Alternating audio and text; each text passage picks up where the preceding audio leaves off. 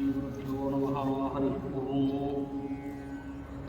ध्यायेहरिर्मणिनिभं जगदेकवन्द्यं सौन्दर्यसारवर्षङ्गवराभयानि दोर्भिर्दधानं सरसं च वैष्णी सत्यासमेतम् अखिलप्रदम् इन्दिरेशम्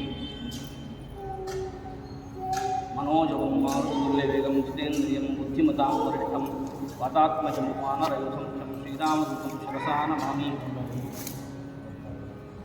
अभ्रं भङ्गरहितं अजडं केवलं सदा आनन्दतीर्थमतनुं भजे तापत्रयापहं भवति यदनुभावादेणुमुखोऽपि वाग्मी जडमतिरभिजन्तुर्जायते प्राज्ञमौलिः सकलवचनचेतो देवता भारती सा मम वचसि निधत्तां सन्निधिं मानसे च।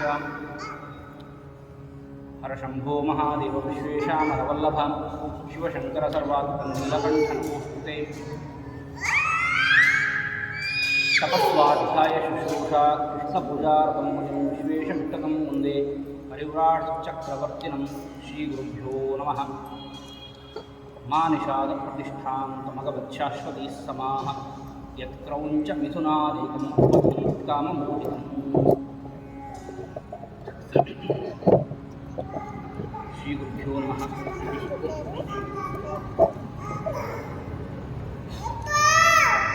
ಒಂದು ವಿಶಿಷ್ಟವಾದಂತಹ ಒಂದು ಸಂದರ್ಭ ಇಲ್ಲಿ ಸೇರಿರತಕ್ಕಂಥದ್ದು ವಿಶಿಷ್ಟವಾದಂತಹ ಒಂದು ಸಂದರ್ಭ.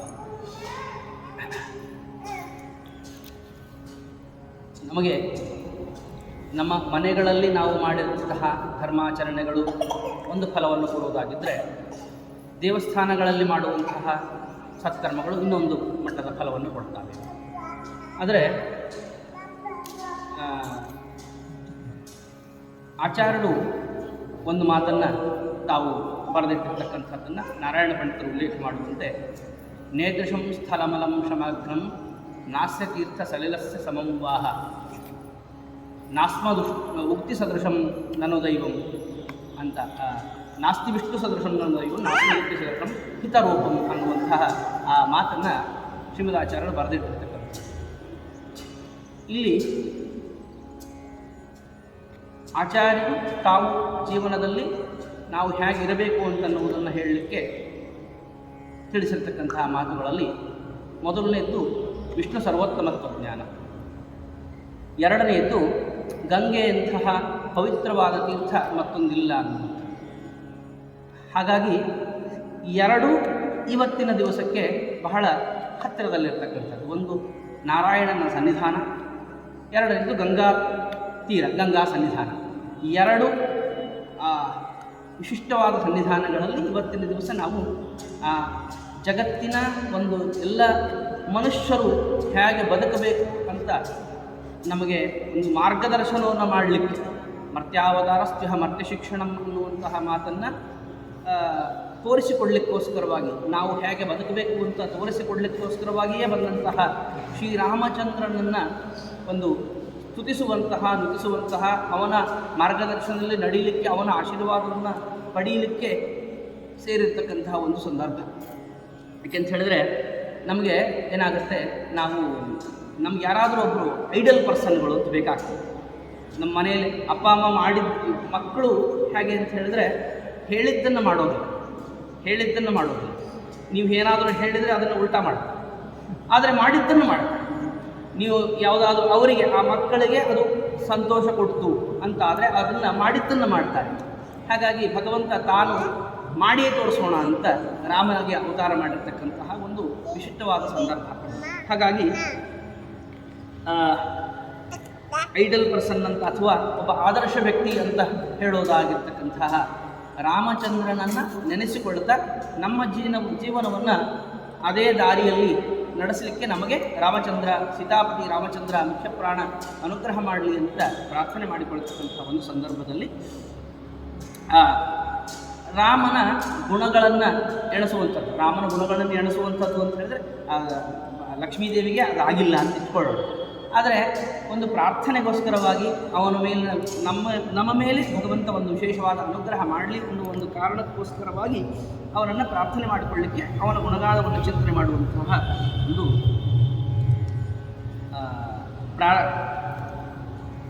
ಪ್ರಯೋಗವನ್ನು, ಒಂದು ಪ್ರಾರ್ಥನೆಯನ್ನು ಮಾಡಿಕೊಳ್ತಕ್ಕಂಥದ್ದು. ರಾಮಾಯಣವನ್ನು ನೋಡುವಾಗ ನೋಡಿ, ನಾನಾಗಲೇ ಐಡಿಯಲ್ ಪರ್ಸನ್ ಅಂತ ಹೇಳಿದೆ. ಅದು ನಾನು ಸ್ವಂತಕ್ಕೆ ಹೇಳಿರ್ತಕ್ಕಂಥದ್ದಲ್ಲ. ಮತ್ತೇನು ಅಂದರೆ, ಆ ರಾಮಾಯಣವನ್ನು ಬರೆದ ವಾಲ್ಮೀಕಿಗಳು ಪ್ರಶ್ನೆ ಮಾಡಿದಾಗ ನಾರದರು ಕೊಟ್ಟ ಉತ್ತರ.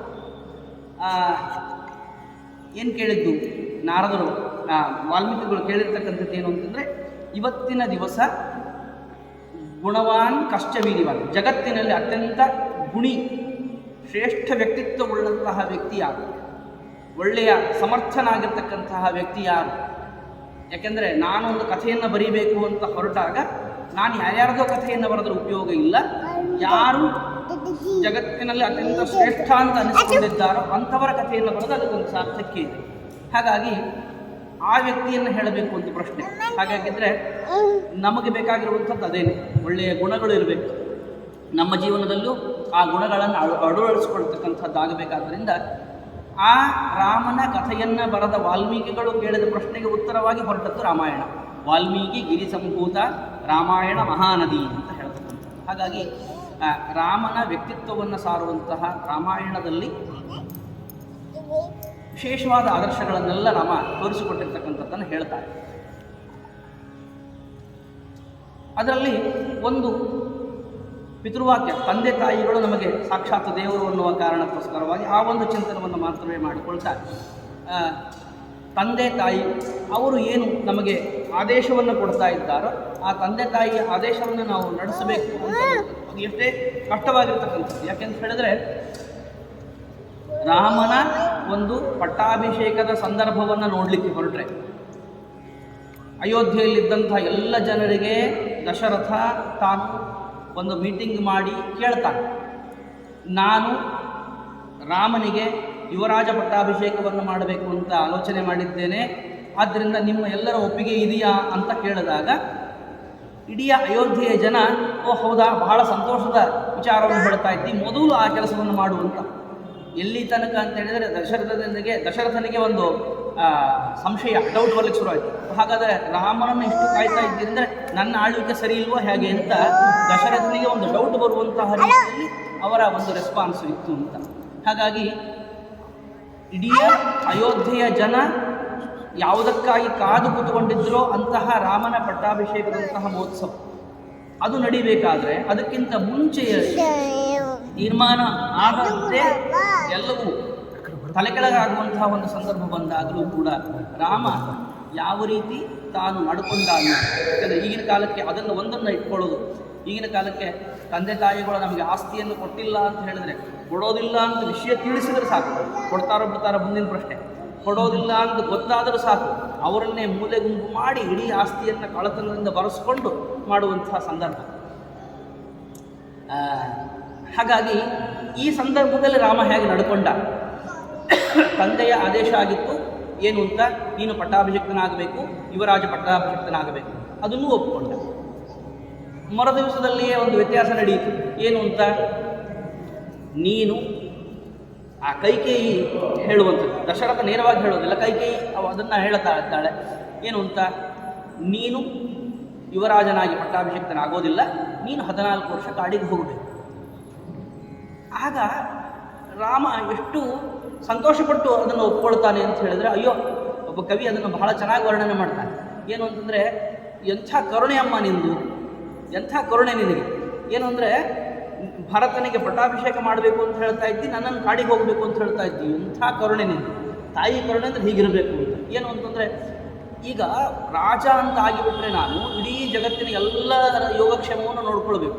ಅದು ಬಿಟ್ಟು ಇವಾಗ ನಾನು ಕಾಡಿನಲ್ಲಿ ನನ್ನನ್ನು ನಾನು ನೋಡಿಕೊಟ್ರೆ ಸಾಕು, ನನ್ನ ಹೆಂಡತಿ ಮುಂದೆ ಬರ್ತಾಳದನ್ನು ನನ್ನ ಕುಟುಂಬವನ್ನು ನಾನು ನೋಡಿಕೊಟ್ರೆ ಸಾಕು, ಯಾವುದೇ ತಲೆಬಿಸಿ ಇಲ್ಲದ ಒಳ್ಳೆ ಆರಾಮದ ಜೀವನವನ್ನು ನನಗೆ ಕೊಟ್ಟುಬಿಟ್ಟು ನೀನು ತಾಯಿ ಅಂದರೆ ಹೀಗಿರಬೇಕು ಅಂತ. ಅದನ್ನು ಕೂಡ ಅದನ್ನು ಬಹಳ ಪಾಸಿಟಿವ್ ಆಗಿ ತಗೊಳ್ಳುವಂಥದ್ದು ರೀತಿಯನ್ನು. ಆ ತಾಯಿಯ ಮೇಲೆ ಗೌರವ. ಅವನು ಹೇಳ್ತಾನೆ, ಅಮ್ಮ ನೀನು ದಶರಥನಿಗೆ ವರ ಅಂತ ಕೇಳಿಕೊಂಡು ಆ ಒಂದು ನೆಪವನ್ನು ಮಾಡಿಕೊಂಡು ನನಗಿಷ್ಟೆಲ್ಲ ಸರ್ಕಸ್ ಮಾಡಿ ಹೇಳಬೇಕಾಗಿದ್ದಿಲ್ಲ, ಕರೆದು ಬಿಟ್ಟು ನೀನು ಕಾಡಿಗೆ ಹೋಗು ಅಂತ ನೀನೇ ಆರ್ಡರ್ ಮಾಡಿದ್ರು ಸಾಕಾಗಿತ್ತು ಅಂತ ಕೈಕೇಯಿಗೆ ಹೇಳುವಂಥ ಮಾತು. ಇದು ನಮಗೇನು ತೋರಿಸಿಕೊಡ್ತಾ ಇದೆ ಅಂದರೆ, ತಾಯಿಯ ಬಗ್ಗೆ ನಮಗಿರಬೇಕಾಗಿರ್ತಕ್ಕಂತಹ ಭಕ್ತಿ, ವಾಸ್ತವದಲ್ಲಿ ಅವಳು ಕಾಡಿಗೆ ಅಟ್ಟಿರ್ಬೋದು, ಆದರೆ ತಾಯಿ ಮಾತನ್ನು ನಡೆಸಬೇಕು. ಕೌಸಲ್ಯ ಅವಳು ಹೇಳ್ತಾ ಇಲ್ಲ, ನನ್ನ ತಂದೆ ಏನು ಹೇಳ್ತಾ ಇದ್ದಾನೆ ಅದನ್ನು ಮಾಡಬೇಕು ಅಂತನ್ನುವಂಥದ್ದು. ಹೀಗೆ ಮತ್ತೆ ದಶರಥ ರಾಜ್ಯ ಕೊಡ್ತೀನಿ ಅಂತಂದಾಗ ಅದನ್ನು ಒಪ್ಪಿಕೊಂಡ. ಇಲ್ಲ, ನೀ ಕಾಡಿಗೆ ಹೋಗಬೇಕು ಅಂತ ತಂದೆ ಹೇಳಿದಾಗ ಅದನ್ನು ಒಪ್ಪಿಕೊಂಡ. ಹೀಗೆ ತಂದೆ ತಾಯಿಗಳ ಆದೇಶ ಅದು ಎಷ್ಟು ಕಷ್ಟದ್ದು, ನಮ್ಮ ಕಲ್ಪನೆಗೂ ಮೀರಿದ್ದು. ಇವಾಗೆಲ್ಲ ಫೆಸಿಲಿಟೀಸ್ ಇರುವಂಥ ಕಾಲಕ್ಕೆ ನಾವು ಒಂದು ಊರಿಂದ ಮತ್ತೊಂದು ಹೋಗಲಿಕ್ಕೆ ಒದ್ದಾಡದಂಥ ಕಾಲ. ಕಾಡಿಗೆ 14 ವರ್ಷ ಕಾಡಿನಲ್ಲಿ ಜೀವನ ಮಾಡಬೇಕು ಅಂತನ್ನೋದನ್ನು ಬಹಳ ವಿಶ್ವಾಸದಿಂದ, ಇದು ತಂದೆ ತಾಯಿಗಳ ಅನುಗ್ರಹ ಅಂತಲೇ ತಿಳ್ಕೊಂಡು 14 ವರ್ಷ ವನವಾಸಕ್ಕೆ ಬಂದು ತನ್ನ ಜೀವನವನ್ನು ನಡೆಸಿರ್ತಕ್ಕಂಥದ್ದು. ಇದು ತಂದೆ ತಾಯಿಗಳ ಬಗ್ಗೆ ನಮಗೆ ಯಾವ ರೀತಿ ಗೌರವ ಇರಬೇಕು ಅಂತನ್ನುವುದನ್ನು ಭಗವಂತ ತಾನು ನಡೆದು ತೋರಿಸ ಹೇಳಿದ್ದ ನಡೆದು ತೋರಿಸ. ಅದು ನಮಗೆ ಆದರ್ಶವಾಗುತ್ತೆ. ಎಲ್ಲಿ ತನಕ ಅದನ್ನು ನಡೆಸಿಕೊಟ್ಟ ಅಂತ ಅನ್ನೋದಕ್ಕೆ ಏನೋ ಹೇಳ್ತಾ ಇದ್ದಾರೆ, ಎಲ್ಲಿ ತನಕ ತಂದೆಯ ಮಾತನ್ನು ಎಲ್ಲಿ ನಡೆಸಿಕೊಟ್ಟ ಅಂತ ಅನ್ನೋದಕ್ಕೆ ನಮಗೆ ಸರಿಯಾಗಿ ಗೊತ್ತಾಗೋದು ಎಲ್ಲಿ ಅಂದರೆ ಭರತನ ಕಥೆ ಬಂದಾಗ. ಭರತ ಬಂದು ಕೇಳ್ತಾನೆ, ಏನು ಅಂತ, ರಾಮ ನೀನು ಅಪ್ಪ ಹೇಳಿರ್ಬೋದು, ಪರವಾಗಿಲ್ಲ, ನಡಿ ನಾವು ಮತ್ತೆ ಅಯೋಧ್ಯೆಗೆ ಹೋಗ್ಬಿಡೋಣ. ಅಪ್ಪನೇ ಇಲ್ಲ, ಈಗ ಅಪ್ಪನಿಗೆ ಕೊಟ್ಟ ಮಾತಿಲ್ಲ, ಏನಿಲ್ಲ. ಅಪ್ಪ ಇದ್ದರೆ ಅದೆಲ್ಲ ಮುಂದಿನ ಮಾತು, ಅವನೇ ಇಲ್ಲ ಅಂದಮೇಲೆ ನಮ್ಗೆ ಯಾಕೆ ಸಮಸ್ಯೆ, ಹೊರಟುಬಿಡೋಣ ಅಂತ ಅನ್ನೋ ಕುಸಲಾಯಿಸುವ ಮಾತುಗಳನ್ನು ಹೇಳಿದರು. ತಂದೆಗೆ ಕೊಟ್ಟ ಮಾತಿನಂತೆ ನಾನು ಕಾಡಿನಲ್ಲೇ ವಾಸ ಮಾಡ್ತೀನಿ ಅಂತ ಎಷ್ಟೇ ಅವನಿಗೊಂದು ಆಪ್ಷನ್, ಒಳ್ಳೆಯ ಆಪ್ಷನ್ ಸಿಕ್ಕಿತ್ತೀಗ. ಭರತನೇ ತಾನೇ ಬಂದು ಹೇಳ್ತಾ ಇದ್ದಾನೆ. ಹೇಳಬಹುದಾಗಿತ್ತು ರಾಮನಿಗೆ, ನಾನು ಕೇಳಿದ್ದಲ್ಲ ರೀ, ಯಾರಿಗೋಸ್ಕರ ಅಂತ ಹೇಳಿತ್ತು ಅವನೇ ಬಂದು ನನಗೆ ಬೇಡ ನೀನೇ ತಗೊಂಡು ನನಗೆ ಹೇಳಿದ, ಒತ್ತಾಯ ಮಾಡಿದ, ಅದಕ್ಕೋಸ್ಕರ ನಾನು ತಗೊಂಡೆ, ನಂದೇನಲ್ಲ ಅಂತ ಹಾರಿಸಿ ಭರತನ ಮೇಲೆ ಹಾಕಿ ತಾನು ಅಯೋಧ್ಯೆಗೆ ಆರಾಮಾಗಿ ಹೋಗಿ ಆಮೇಲೆ ಭರತನೇ ಬೇಕಾದರೆ ಅಟ್ಟಿಸಿ ನೀನೇ ಕಾಡಿಗೆ ಹೋಗು ಅಂತ ಹೇಳಿ ಏನೇನೋ ಮಾಡ್ಬೋದಾಗಿತ್ತು. ಆದರೆ ಯಾವುದನ್ನೂ ಮಾಡಲಿಲ್ಲ. ತಂದೆಗೆ ಕೊಟ್ಟ ಮಾತು, ತಂದೆಯ ಆದೇಶವನ್ನು ನಡೆಸಬೇಕು ಅಷ್ಟೇ. ಅವಕಾಶ ಬಂದರೂ ಬಿಟ್ಟ. ಇದು ತಂದೆಗೆ ತಾನು ಸಲ್ಲಿಸಿದ ಗೌರವವನ್ನು ರಾಮ ತೋರಿಸಿಕೊಟ್ಟ. ಭರತನಿಗೂ ಅಷ್ಟೇ ಪ್ರೀತಿಯಿಂದ ನಡ್ಕೊಂಡ. ಆಮೇಲೆ ನೋಡಿ, ಭರತನಿಗೆ ಒಂದು ವೇಳೆ ರಾಜ್ಯದ ಆಕಾಂಕ್ಷೆ ಇದೆಯೋ ಇಲ್ಲವೋ ಅಂತ ನೋಡುವ ಒಂದು ಸಂದರ್ಭ. ಕೊನೆಗೆ ಎಲ್ಲ ಯುದ್ಧ ಮುಗಿಸಿ ಬಂದಾಗ ಕಳಿಸ್ತಾನೆ, ರಾಮ ಕಳಿಸ್ಕೊಡ್ತಾ ಇದ್ದಾನೆ. ಭರತನಿಗೆ ಒಂದು ವೇಳೆ ಈ 14 ವರ್ಷದಲ್ಲಿ, ಮೊದಲಿಗೆ ಆರಂಭದಲ್ಲಿ ಹುಮ್ಮಸ್ಸಿತ್ತು, ಸರಿ ನಾನು ಬೇಡ ಅಂತ ಹೇಳಿದೆ ಅಂತ. ಆದರೆ ಈ 14 ವರ್ಷದಲ್ಲಿ ಏನಾದರೂ ಆಸೆ ಚಿಗುರಿ, ಇಷ್ಟು ವರ್ಷ ನೋಡ್ಕೊಂಡಿದ್ದೀನಿ ನಾನೇ ಪಟ್ಟ, ಈಗ ಪಾದುಕೆ ಸೇರಿಸಿ ಪಕ್ಕದಲ್ಲಿ ಇಟ್ಬಿಟ್ಟು ನಾನೇ ಕೂತ್ಕೊಳ್ಬೇಕು ಅಂತ ಇಲ್ಲ, ಅದು ಭರತನಿಗೆ ಮನಸ್ಸಾಗಿದ್ದರೆ ಅದನ್ನು ಒಂದ್ಸಲ ಚೆಕ್ ಮಾಡಬೇಕಲ್ಲ. ಅದಕ್ಕೆ ರಾಮ ಅವರನ್ನು ಕಳಿಸಿಕೊಡ್ತಾರೆ. ಆದರೆ ಭರತನಿಗೇನು ವ್ಯತ್ಯಾಸ ಆಗಿಲ್ಲ. ಹೀಗೆ ತಮ್ಮನ ಮೇಲೆ ಪ್ರೀತಿ. ಆಮೇಲೆ ಗುಹನ ಕಥೆಯನ್ನು ಕೇಳಬೇಕಾದ್ರೆ ಅವನ ಸಖ್ಯ, ಗುಹನ ಜೊತೆ ಯಾರೋ ಒಬ್ಬ, ಅವರೇನು ಈ ಸ್ಟೇಟಸ್ ನೋಡಿ ಸ್ನೇಹ ಅಲ್ಲ, ರಾಮನ ಸ್ನೇಹ ಸ್ಟೇಟಸ್ ನೋಡಿ ಸ್ನೇಹ ಅಲ್ಲ. ಏನಂತಾರೆ ಅದಕ್ಕೆ, ನೀನು ರಾಜ ನಾನು ರಾಜ ಆದ್ದರಿಂದ ನಾವಿಬ್ಬರು ಫ್ರೆಂಡ್ಸ್ ಅಲ್ಲ. ಗುಹ ಎಲ್ಲೋ ಕಾಡಾಡಿಯಾಗಿರ್ತಕ್ಕಂತಹ ವ್ಯಕ್ತಿ, ಅವನ ಜೊತೆಯಲ್ಲಿ ಸಖ್ಯವನ್ನು ಮಾಡ್ತಾನೆ. ಹೀಗೆ ತಂದೆ ತಾಯಿಯ ಜೊತೆಯಲ್ಲಿ ಯಾವ ರೀತಿ ಗೌರವದಿಂದ ನಡ್ಕೊಳ್ಬೇಕು ಅಂತನ್ನೋದನ್ನು ಮಾಡಿ ತೋರಿಸಿದ ರಾಮ. ಅಣ್ಣ ತಮ್ಮಂದರ ಜೊತೆಯಲ್ಲಿ ಯಾವ ರೀತಿ ಪ್ರೀತಿ ವಿಶ್ವಾಸದಲ್ಲಿ, ಆಸ್ತಿ, ಈಗ ಬರುವುದೇ ಕಥೆ. ಈಗ ಅಣ್ಣ ತಮ್ಮಂದರಲ್ಲಿ ಬರುವ ಸಮಸ್ಯೆಯೇ ಆಸ್ತಿ ಸಮಸ್ಯೆ. ಆಸ್ತಿ, ನಾನೊಂದು ಕಥೆಯನ್ನು ಓದಿದ್ದು ನೆನಪಾಗುತ್ತೆ. ಒಬ್ಬ ಗುರುಗಳು ಟ್ರೈನ್ನಲ್ಲಿ ಪ್ರಯಾಣ ಮಾಡ್ತಾ ಇದ್ದಾರಂತೆ. ಆಗ ತಾನೇ ಒಬ್ಬ ಹತ್ತಿ ಕೂತ್ಕೊಂಡು ರಾಮಾಯಣ ಪುಸ್ತಕ ತೆಗೆದು ಓದ್ತಾ ಇದ್ದಾರೆ. ಭಾರಿ ಅರ್ಧ ಗಂಟೆ 3 ಗಂಟೆ ರಾಮಾಯಣ ಪಾರಾಯಣ ಮಾಡಿ ಅದನ್ನು ತೆಗೆದಿಟ್ಟು ನೆಮ್ಮದಿ. ಗುರುಗಳು ಕೇಳಿದರು, ಏನಪ್ಪ ಇಷ್ಟು ಶ್ರದ್ಧೆಯಿಂದ ಏನು ಪಾರಾಯಣ ಮಾಡ್ತಾ ಇದ್ದೆ, ಏನು? ಇಲ್ಲ ರೀ, ರಾಮಾಯಣ ಪಾರಾಯಣ ಮಾಡ್ತಾ ಇದ್ದೆ. ಹೌದಾ, ಭಾಳ ಸಂತೋಷ, ಇದು ನಾನು ನಿತ್ಯ ಇಟ್ಕೊಂಡಿದ್ದೀನಿ ರಾಮಾಯಣ ಪಾರಾಯಣ. ಸರಿ, ಹಾಗಾದರೆ ಮತ್ತು ಎಲ್ಲಿಗೆ ಹೊರಟಿದ್ದಿ? ಟ್ರೈನಲ್ಲಿ ಪ್ರಯಾಣ ಮಾಡಿದ್ರು, ಎಲ್ಲಿಗೆ ಹೊರಟಿದ್ದಿ? ಏನಿಲ್ಲ, ನನ್ನ ಅಣ್ಣನ ಮೇಲೆ ಆಸ್ತಿ ಸಲುವಾಗಿ ಕೇಸ್ ಹಾಕಿದ್ದೀನಿ, ಅದಕ್ಕೆ ಹಿಯರಿಂಗ್ ಇದೆ, ಅದನ್ನು ಕೋರ್ಟಿಗೆ ಅಟೆಂಡ್ ಆಗಬೇಕು, ಅದಕ್ಕೋಸ್ಕರ ಹೊರಟಿದ್ದೀನಿ. ನೀವು ಓದಿದ್ದು ರಾಮಾಯಣ ತದ್ವಿರುದ್ಧವಾದ ನಡವಳಿಕೆ. ಇದು ಅಲ್ಲ, ರಾಮಾಯಣವನ್ನು ಓದಿದರೆ ರಾಮನಂತೆ ಆಗಬೇಕು ಅನ್ನೋದಕ್ಕೋಸ್ಕರ ರಾಮಾಯಣ ಓದಬೇಕು. ಅದಕ್ಕೋಸ್ಕರ ಹೇಗೆ ನಡ್ಕೊಳ್ಬೇಕು ಅಂತ ಅನ್ನೋದನ್ನು, ತಮ್ಮಂದಿರಲ್ಲಿ ಆಸ್ತಿಯೇ ಬೇಕಾಗಿಲ್ಲ ನನಗೆ, ತಮ್ಮನೇ ಬೇಕು ಅಂತ ಅನ್ನೋದನ್ನು ತೋರಿಸಿಕೊಟ್ಟ ರಾಮ. ಸ್ನೇಹ ಅನ್ನುವಂಥದ್ದು ಬಹಳ ದೊಡ್ಡದು ಅಂತ ಅನ್ನೋದನ್ನು ತೋರಿಸಿಕೊಟ್ಟ ರಾಮ. ಆಮೇಲೆ ತನ್ನನ್ನು ಆಶ್ರಿತರಾಗಿರ್ತಕ್ಕಂತಹ ಭಕ್ತರ ಜೊತೆಯಲ್ಲಿ ಹೇಗೆ ನಡ್ಕೊಳ್ಬೇಕು ಅಂತ ತೋರಿಸಿಕೊಟ್ಟವನು ರಾಮ. ಮತ್ತು ಗಂಡನಾಗಿ ಹೆಂಡತಿಯನ್ನು ಯಾವ ರೀತಿ ನೋಡಿಕೊಳ್ಳಬೇಕು, ಅವಳನ್ನು ಎಷ್ಟು ಪ್ರೊಟೆಕ್ಟ್ ಮಾಡಬೇಕು, ಹೆಂಡತಿ ಎಷ್ಟು ಎಲ್ಲ ದಂಪತಿ ಅಂತ, ದಂಪತಿಗಳು ಅಂತ.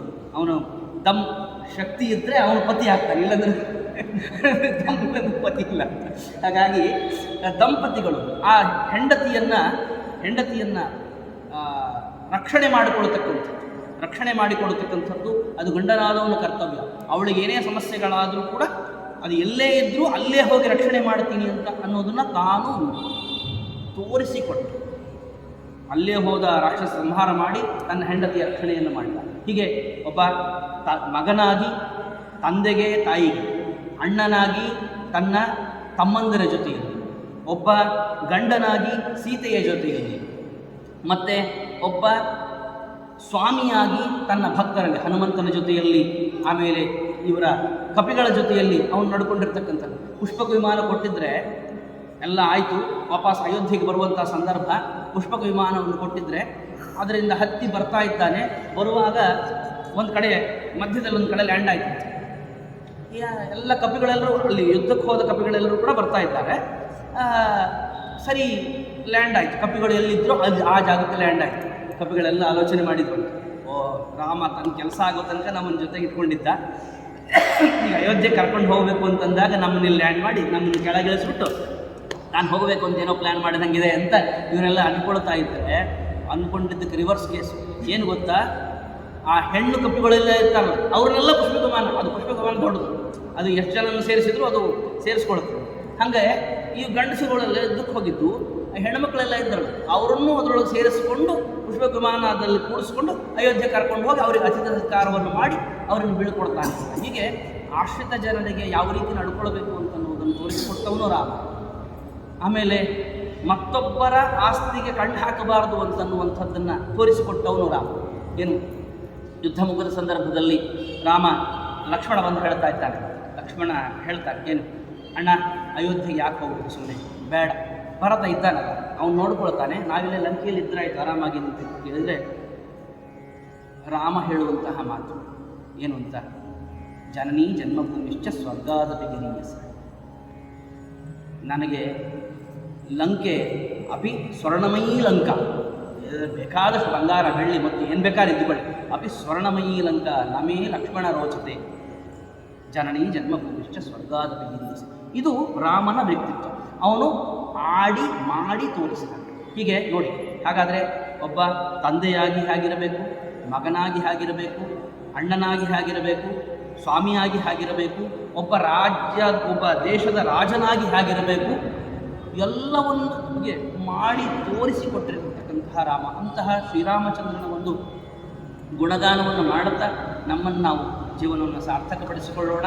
ಮತ್ತು ಆ ರಾಮ ನಡೆದ ದಾರಿಯಲ್ಲಿ ಸತ್ಪಥದಲ್ಲಿ ನಮಗೆ ರಾಮಚಂದ್ರ ಆ ಮುಖ್ಯ ಪ್ರಾಣ ನಮ್ಮನ್ನು ನಡೆಸಲಿ ಅಂತ ಒಂದು ಸಂದರ್ಭದಲ್ಲಿ ಆ ಗುರುಗಳ ಸನ್ನಿಧಾನದಲ್ಲಿ ವಿಶೇಷ ತೀರ್ಥ ಗುರುಗಳು ಇಲ್ಲೊಂದು ಆಶ್ರಮವನ್ನು ನಿರ್ಮಾಣ ಮಾಡಿ ಇಂತಹ ಎಲ್ಲ ಸತ್ಕರ್ಮಗಳು ನಡೆಯುವಂತಹ ಎಲ್ಲ ರೀತಿಯ ಅನುಕೂಲಗಳನ್ನು ಮಾಡಿಕೊಟ್ಟಿರ್ತಕ್ಕಂಥದ್ದಾದ್ದರಿಂದ ಆ ಗುರುಗಳ ಪಾದಾರವಿಂದಕ್ಕೆ, ವಿಶೇಷ ತೀರ್ಥ ಗುರುಗಳ ಪಾದಾರವಿಂದಕ್ಕೆ ನಮನಗಳನ್ನು ಸಲ್ಲಿಸ್ತಾ ಅವರ ಒಂದು ಉಪಕಾರವನ್ನು ಸದಾಕಾಲ ಸ್ಮರಣೆಯನ್ನು ಮಾಡಿಕೊಳ್ತಾ ಆ ಗುರುಗಳ ಅನುಗ್ರಹದಿಂದ ನಮ್ಮ ಜೀವನವೂ ಕೂಡ ಸದಾಕಾಲ ಸತ್ಪಥದಲ್ಲಿ ನಡೆಯುವಂತೆ ಆ ವಿಶೇಷ ತೀರ್ಥ ಗುರು ಅಂತರ್ಗತ ಭಾರತೀಯ ಮತಪ್ರಾಣ ಅಂತರ್ಗತ ಆ ಕ್ಷೇತ್ರ ಸ್ವಾಮಿಯಾಗಿರ್ತಕ್ಕಂತಹ ಅನುಭವಿ ಮಧ್ವಾಂತರ್ಗತ ಗೋಪಾಲಕೃಷ್ಣ ಅಭಿನ್ನನಾಗಿರ್ತಕ್ಕಂತಹ ಬದರಿ ನಾರಾಯಣನ ವಿಶೇಷ ಅನುಗ್ರಹ ಕೃಪಾ ಕಟಾಕ್ಷ ನಮ್ಮ ಮೇಲೆ ಸದಾಕಾಲ ಇದ್ದು ನಮ್ಮ ಜೀವನ ಸದಾಕಾಲ ಸತ್ಪಥದಲ್ಲಿ ನಡೆಯಲಿ ಅಂತ ದೇವರಲ್ಲಿ ಪ್ರಾರ್ಥನೆ ಮಾಡಿಕೊಳ್ಳುತ್ತಾ ಆ 4 ವಾಕ್ಕುಸುಮಗಳನ್ನು